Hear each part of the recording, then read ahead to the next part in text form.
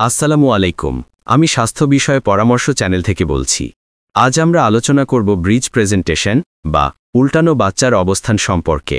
এই ভিডিওটি শুধুমাত্র শিক্ষামূলক উদ্দেশ্যে তৈরি করা হয়েছে।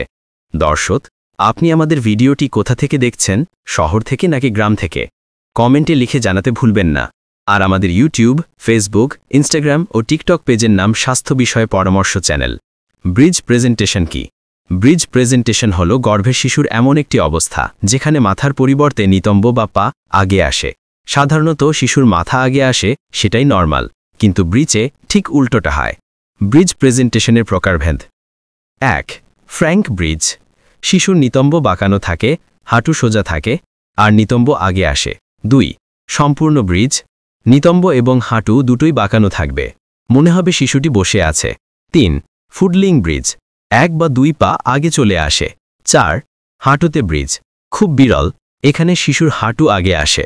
ব্রিজ প্রেজেন্টেশনের ঝুঁকির কারণ: অকাল জন্ম, জরায়ুর অস্বাভাবিকতা যেমন ফাইব্রয়েড বা সেপ্টাম, একাধিক গর্ভাবস্থা যেমন যমজ বা ৩ সন্তান, প্লাসেন্টা প্রিভিয়া, পানি বেশি বা কম থাকা, পলিহাইড্রোমনি বা অলিগোহাইড্রোমনি।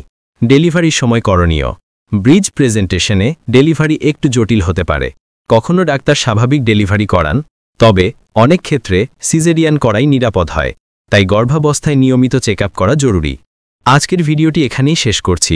আপনি যদি তথ্যগুলো ভালো লেগে থাকে তাহলে ভিডিওটি লাইক, শেয়ার আর সাবস্ক্রাইব করতে ভুলবেন না। আপনারা কোথা থেকে আমাদের ভিডিও দেখছেন কমেন্টে লিখে জানাবেন। ধন্যবাদ সবাইকে।